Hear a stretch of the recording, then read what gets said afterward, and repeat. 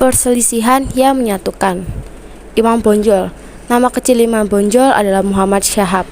Dulunya, ia pernah menjadi ulama yang ikut berperang di Perang Badri tahun 1803 sampai 1830 dapat. Peran pertama yaitu sebagai guru. Bonjol pernah menjadi guru di surau, masjid, dan pesantren yang telah ia bangun. Yang kedua, sebagai tokoh panutan. Hubungan Bonjol dan masyarakat bisa dibilang cukup erat. Itulah yang membuatnya sangat memperhatikan hidup rakyatnya. Yang ketiga, sebagai pejuang.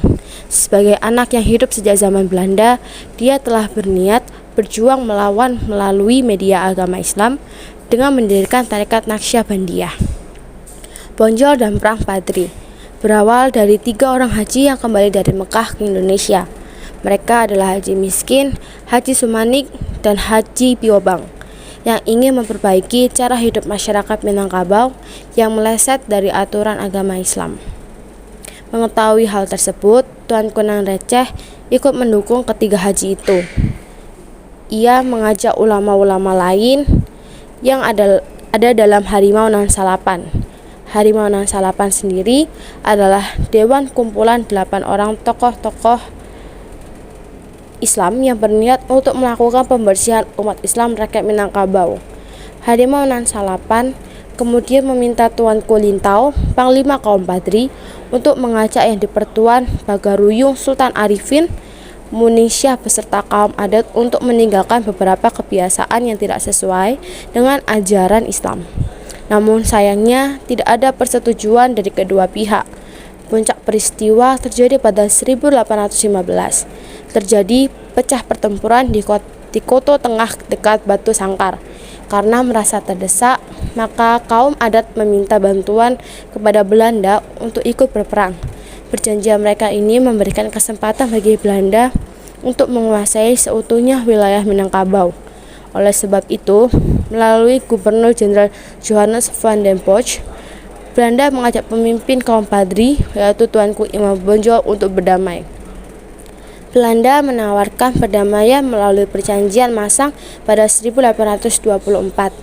Sayangnya, perjanjian ini dilanggar sendiri oleh Belanda dengan menyerang desa Pandai Sike. Pada tahun 1824, Belanda menyerbu wilayah Pagaruyung dan menghancurkan ibu kota Kesultanan Minangkabau.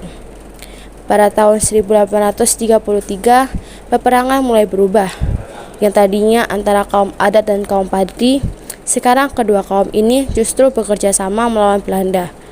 Mereka menyadari bahwa musuh yang sebenarnya adalah Belanda. Dengan kekuatan yang meningkat, kedudukan Belanda di Sumatera Barat semakin terdesak. Pada tahun 1832, serangan Belanda kepada kaum Badri semakin gencar. Bahkan mereka menyerang pos-pos pertahanan kaum Badri yang berada di Banu Hampu, Kamang, Kudua, Singgandang, Tanjung Alam, Sungai Puar, Candung, dan beberapa lainnya di Agam. Penyerangan serta pengepungan benteng kaum Badri oleh Belanda terjadi sekitar 6 bulan. Tuanku Imam Bonjol kemudian menyerah kepada Belanda pada Oktober 1837 dengan kesepakatan bahwa anaknya Nail Sultan Caniago diangkat sebagai pejabat kolonial Belanda.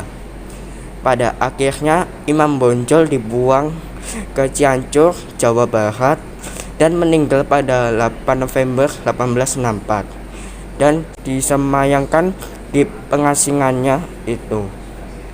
Atas segala jasanya, Tuanku Imam Bonjol kemudian diangkat sebagai pahlawan nasional.